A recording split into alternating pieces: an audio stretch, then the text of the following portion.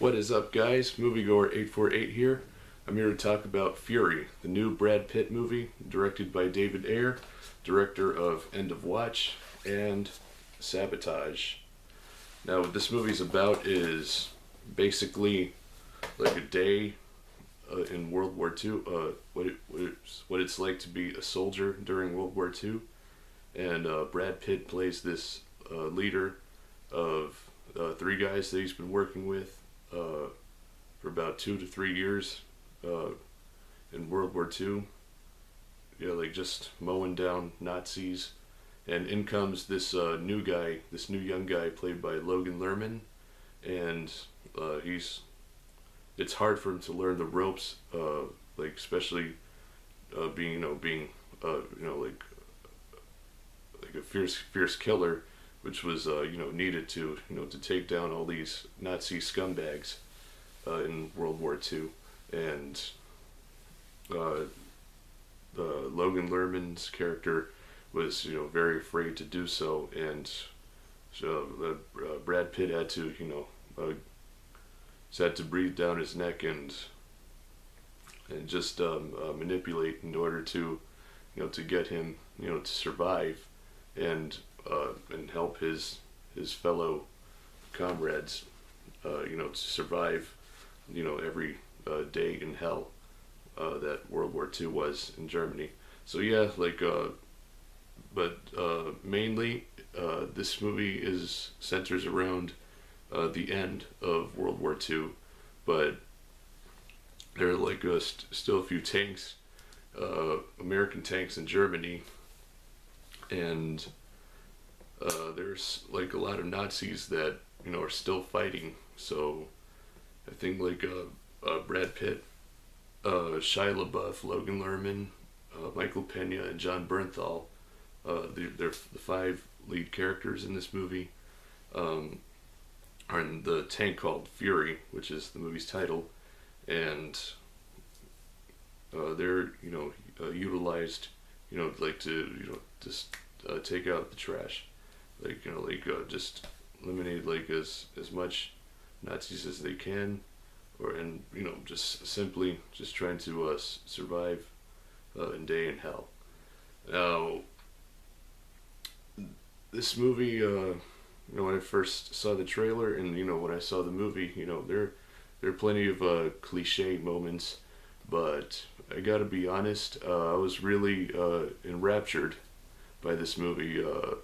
I almost love it.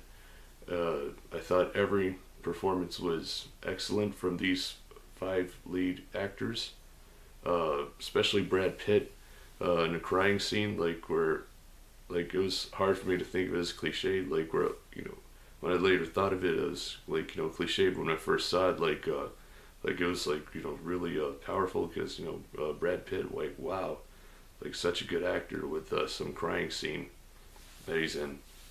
And Shia LaBeouf, he's very good at what his character is, and he really does it well.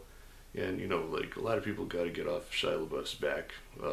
He has some problems, but really he's a really good actor, and shows a lot of integrity, especially a lot of scenes where he looks like he's about to cry, and it's not for the sake of just trying to look all puppy-eyed and stuff. I could see a lot of complexity and emotion behind his eyes. And Logan Lerman was really good as as this fish out of water. His in one scene where he's making out with some German girl, that was really cliched, but other than that, he was really captivating, and really stole the show. It's very powerful for me to see him not wanting to do all these ugly but necessary things to survive and all that. But when he came through and just going oh, F you Nazis, He's really powerful. And John Bernthal and Michael Pena were kind of funny, and they really were shining in this movie, especially John Bernthal, who was from The Walking Dead and The Wolf of Wall Street. He really stole the show in one long scene in this apartment room, and especially this I don't know, breakfast or lunch scene. Like he was kind of like scaring the hell out of me. Like he was pretty intimidating, and Michael Pena was really good as well. Yes, come for the performances alone. Now, the battle sequences, very realistic, very grisly, ugly, but that was the true essence of World War II.